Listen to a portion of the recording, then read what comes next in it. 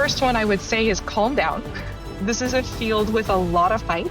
People frequently come to me thinking that in 10 years I'm going to have a quantum cell phone and my laptop is going to be a quantum laptop.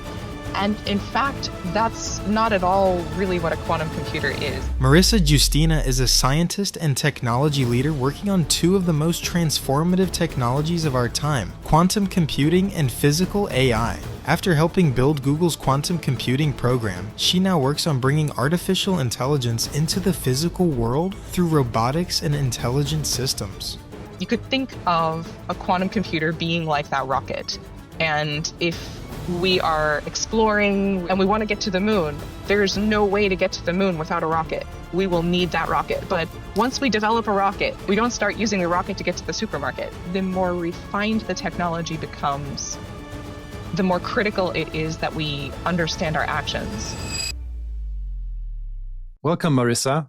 You basically work in two of the most exciting fields out there right now, quantum and physical AI. And I want to talk about both. Quantum is a little bit more in the past. Now you move to physical AI.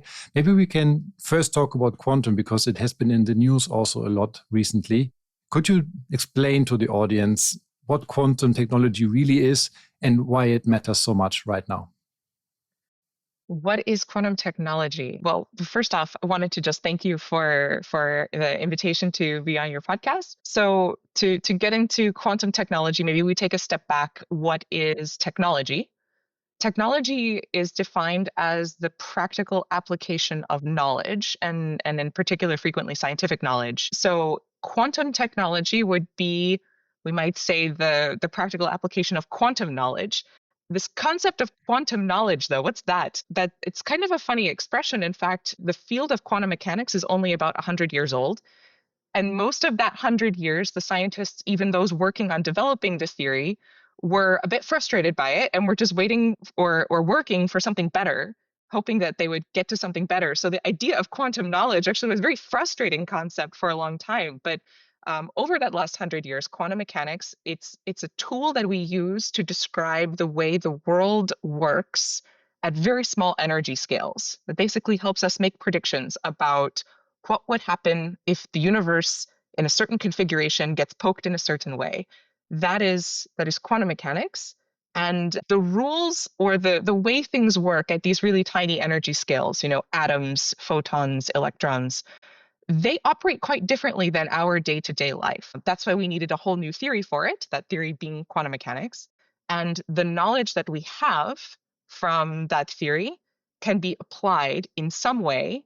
We call this technology quantum technology. Why does it matter now so much? And why are all the big companies racing to be first in quantum?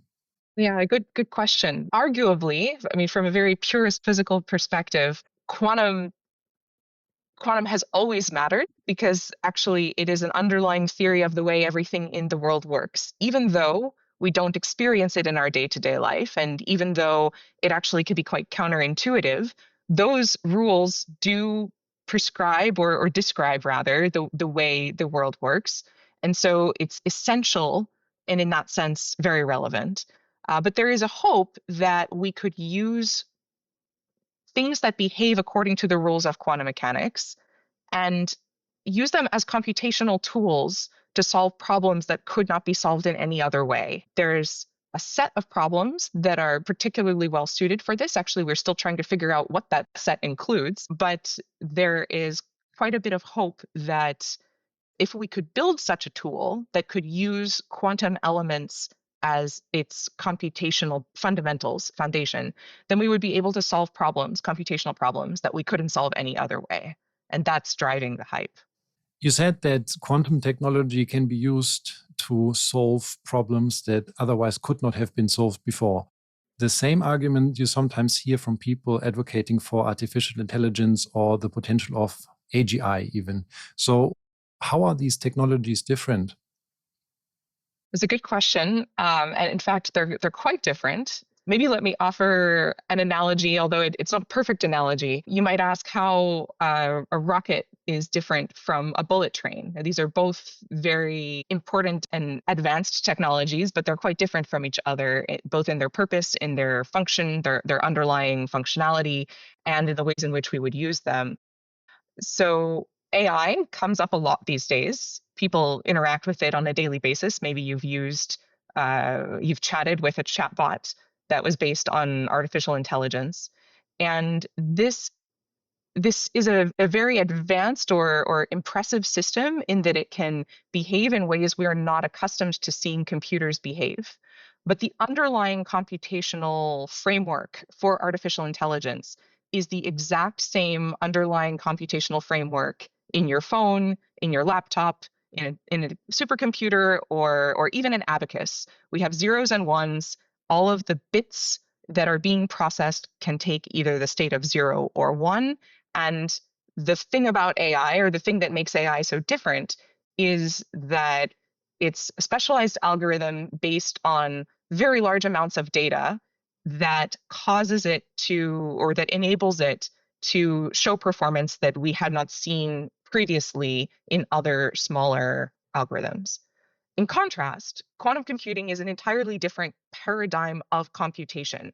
That very fundamental level of bits, zeros, and ones, we turn that already on its head when we talk about quantum computing.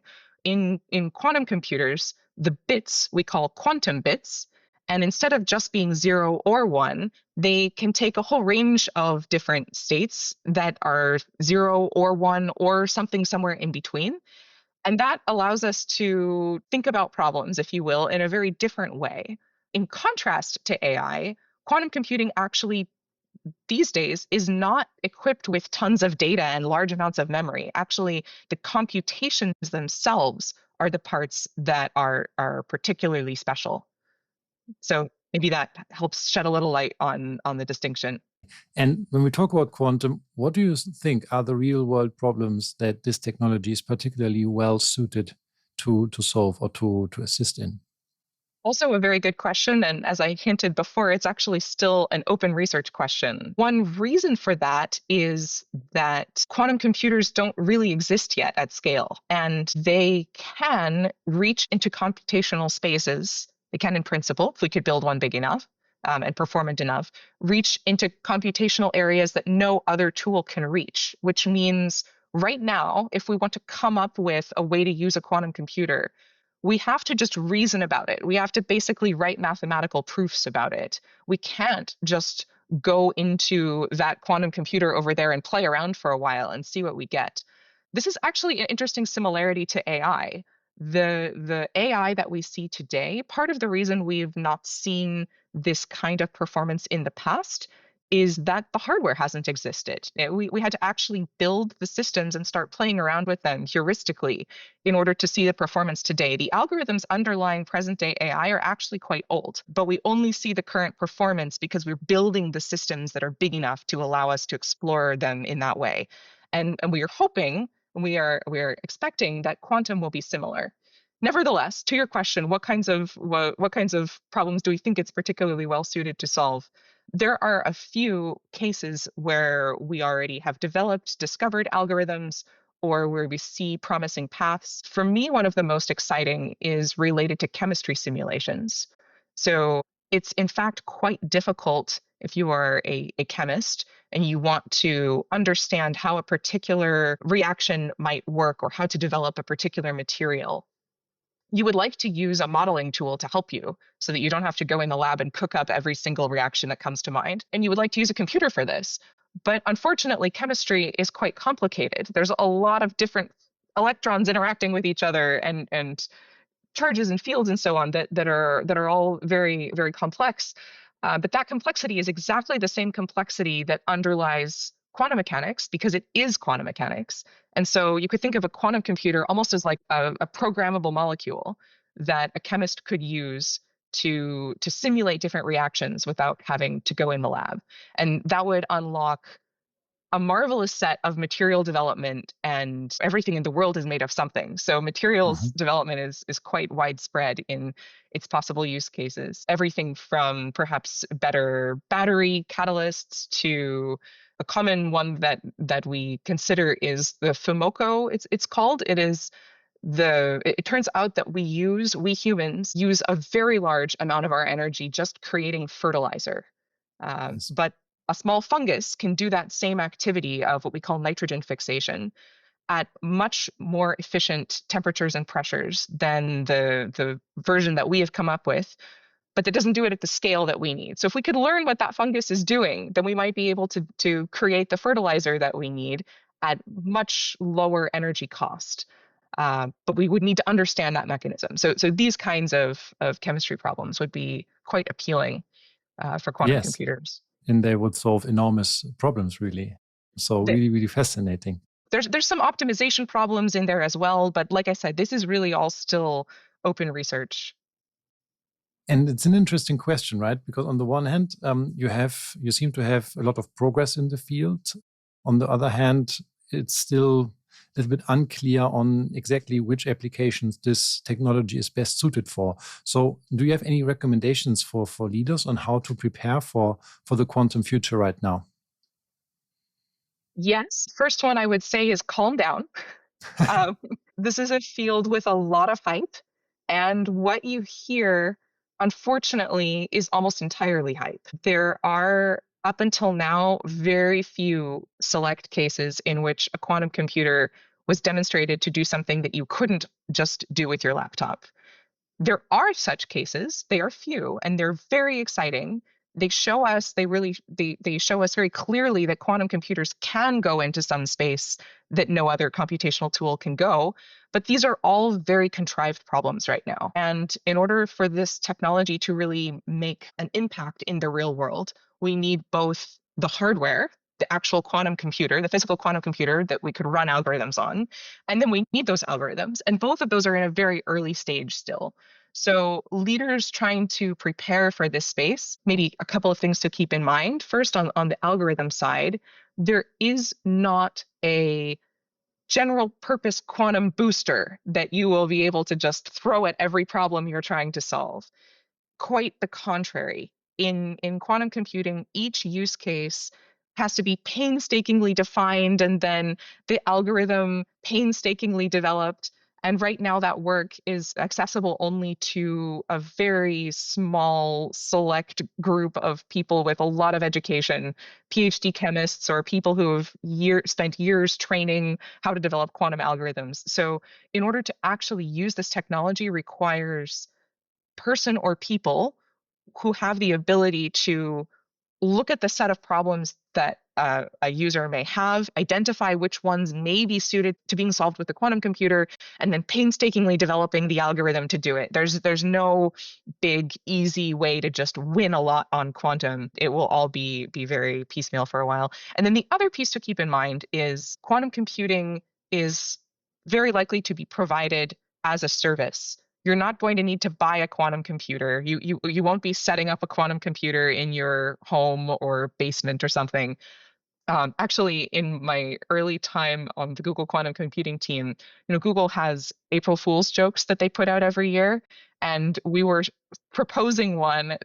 This was the time that the Google Home was really popular, and we were proposing that there should be an April Fool's joke marketing a quantum Google Home with a giant series of tubes and cans in the background making lots of hissing and hissing noises, and a family sitting on a couch very comfortably while this monster is in the background.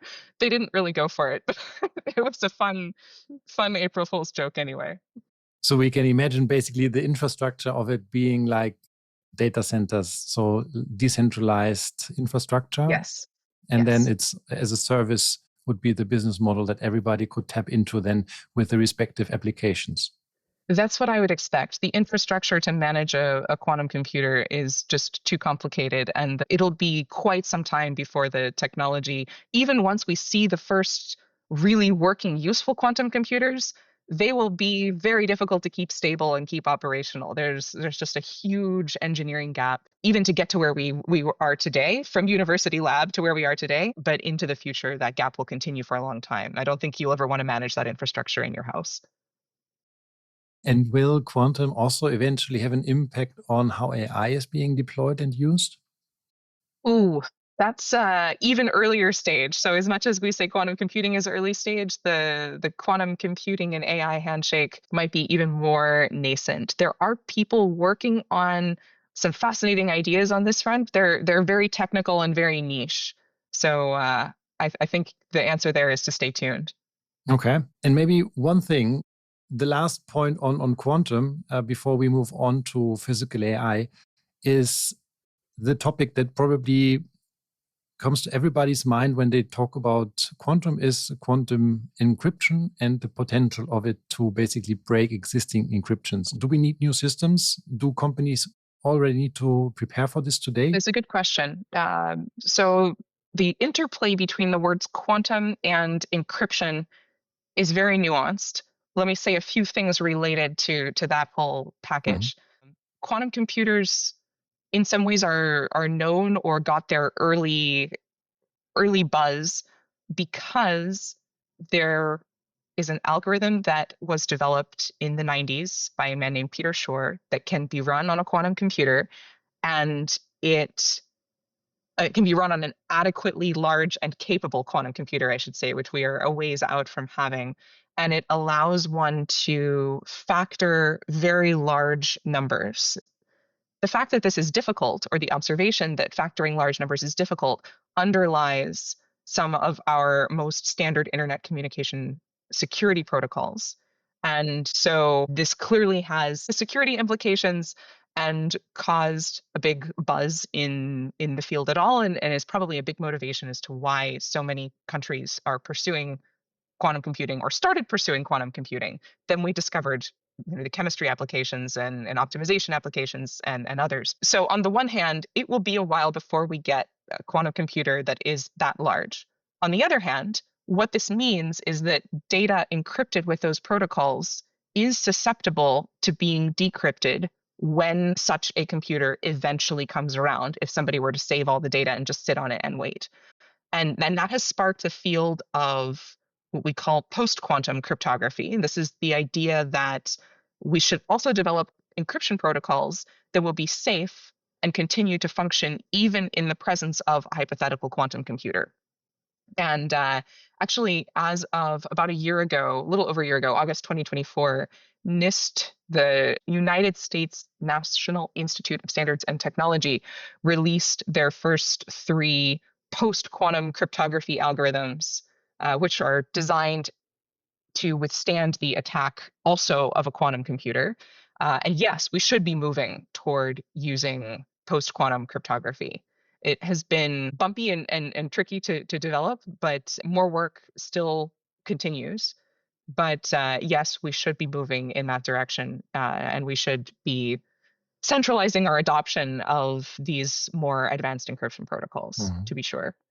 You may hear in parallel about something called quantum encryption.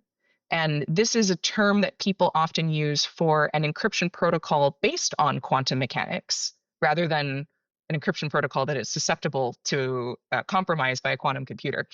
The quantum encryption relies fundamentally on entanglement protecting the distribution of encryption passwords, for example. And this is an interesting technology in a lot of ways.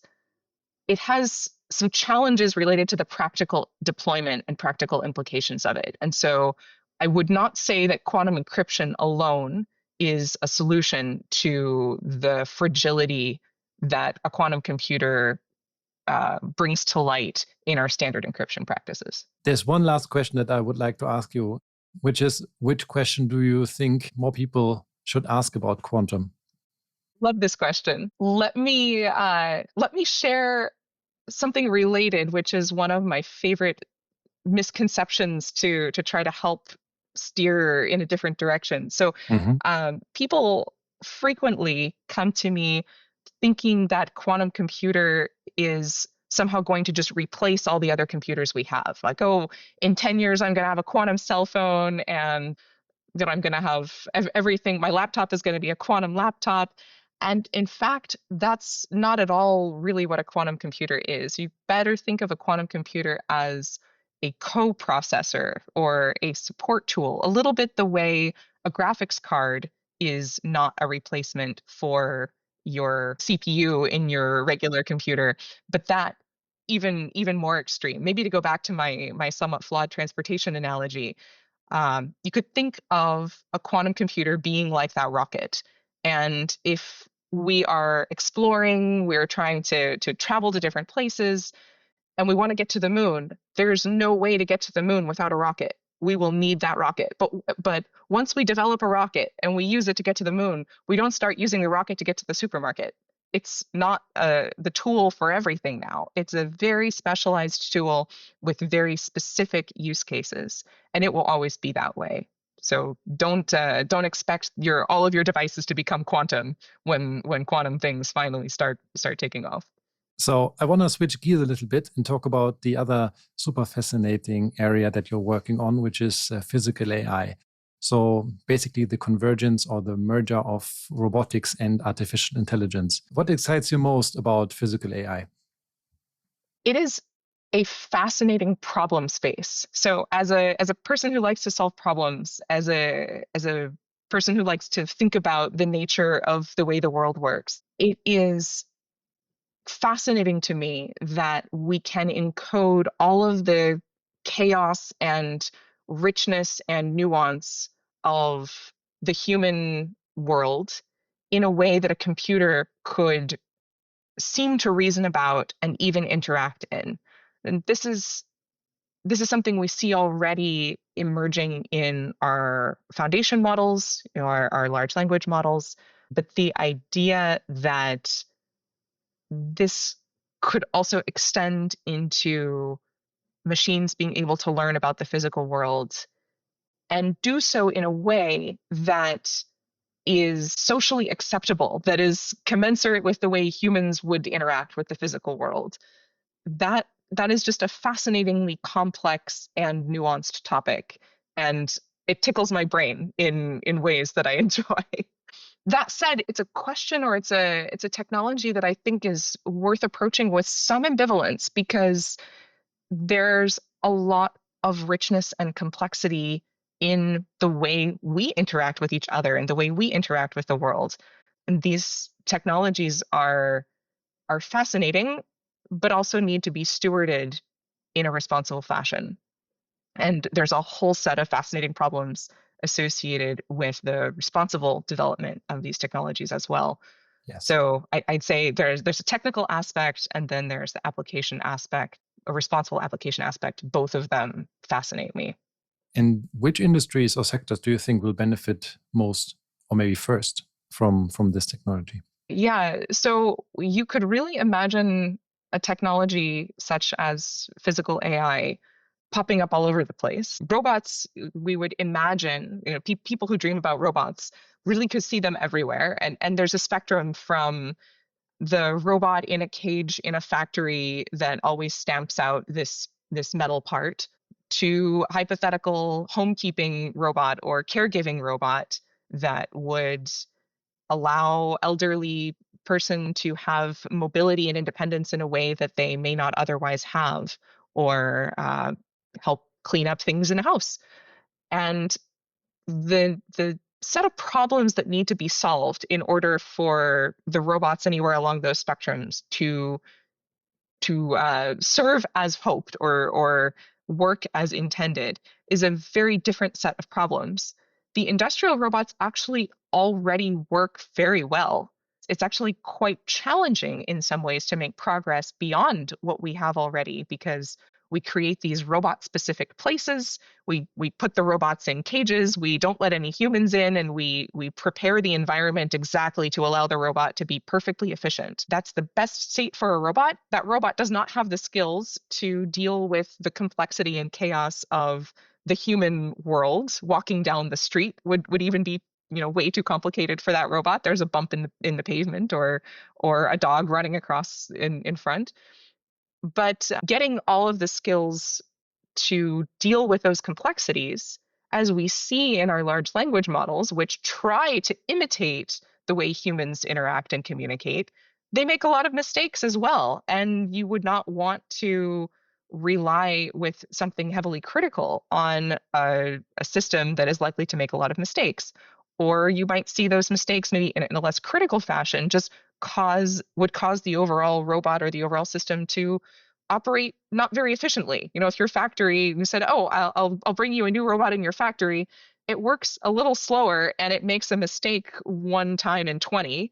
Well, nobody wants that robot. So I would say insofar as industry demands extremely high throughput, extremely high accuracy, and homes, on the other hand, have extremely high variation uh, internally and even home to home. Safety is essential across the board. All of this is important for when we try to expand the generality in which our robots can operate.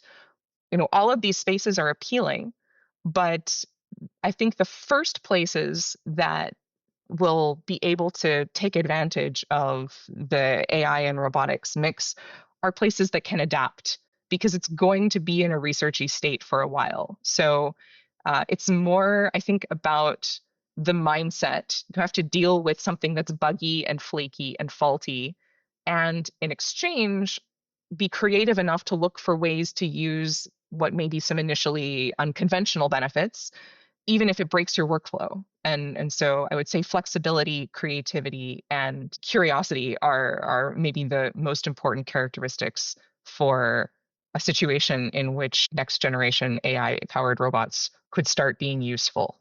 I think that the first landings of these AI powered robots are likely to be in places that can be easily shielded from humans, because safety really is such an essential part of this. So if we think about the development of autonomous vehicles, that is maybe one playbook for how we may roll out, or how we could try to roll out increasingly autonomous capabilities. But there was a whole safety framework that needed to be developed, and it took a decade. We're very early stages on that for a lot of robotics. So yeah, it will be some time there still. So I also want to talk about your own personal journey a little bit, because you have worked on some of the most complex systems in science. So what is it that actually motivates you to keep pushing at the edge and always creating and looking for what's possible? Curiosity. I guess I just do what I know how to do. I know how to ask questions, and I naturally think about how to measure things. And when you ask questions and measure things, you essentially get to research. I'm most comfortable in natural science research, because there's something about the unforgiving empiricism of the real world, or the unforgiving signal of the real world, that I find very calming. Sometimes think if I were smarter, I would become a social scientist, and that's where all the squishy, real, difficult problems is in how to make humans, how to work with humans, how do we have humans interact in constructive and peaceful ways. But for me, the natural sciences with that connection to empiricism are just a comfortable place Mhm. to ask questions and measure things. Maybe the quantum computer can get us there, that we actually get ability to analyze large enough data sets or simulations to really have an impact on social sciences as well, and human behavior at scale. These technologies can have some support, but don't hold your breath. The human critical thinking is going to be the most important ingredient for a long time. That will be good to hear for many, I think. You most likely had a lot of mentors throughout your career. Is there maybe one piece of advice that you could share with our audience that has really reshaped how you were thinking about something? May sound surprising, but probably one of the most impactful pieces of advice I have heard was to get better at quitting. I have a natural tendency to stick with things for a long time. And at some point, a person that I really looked up to told me that their claim to fame was being the best quitter. And I was sort of surprised at first. And then I realized there were a number of situations, both for me personally on problems that I was working on, but also in teams where I was working together with other people, and sometimes guiding that work, where I or we would focus on one single thing for too long. And when you do that, it's at the expense of exploring other possible ideas as well. So there's a really Yes. important balance to strike between not giving up, seeing something through to the end, but also exploring and capturing enough of the ideas that could be interesting, even if they're a bit wild or risky. Mm. So you worked on quantum technologies, you worked on physical AI. What's the next big tech challenge that excites you? Well, I feel like I have my hands full at the moment. But as I've maybe hinted a couple of times, I think the challenges that I see most of the moment are not purely tech challenges. Mm. I want to see humans being good stewards of what we have. And I believe technology can enable that, can support it. But I also see that the more refined the technology becomes, the more critical it is that we understand our actions. And the more complex the technology becomes and the faster it develops, the more difficult that is. So I see a lot of the big challenges right now to be more related to how people steward technology. And yeah, I want to see us get better at that. Very good point. And we like to end this show on a positive note. So we ask all guests the same question, which is, what makes you optimistic about the future? So one thing that always gives me some feelings of optimism is when I meet people who are curious. When I encounter somebody thinking critically, when I meet a person who is more interested in learning about a situation than about being right, that is probably the best way to increase my optimism level for the day. Getting to have conversations with curious folks is a delightful part. Brilliant. Marissa, thank you so much for being part of What's Next and for this fascinating conversation around physical AI, quantum, and beyond, and particularly also, I think, raising a very good point about being good stewards of this technology going forward. Thank you so much. Thank you, Philip.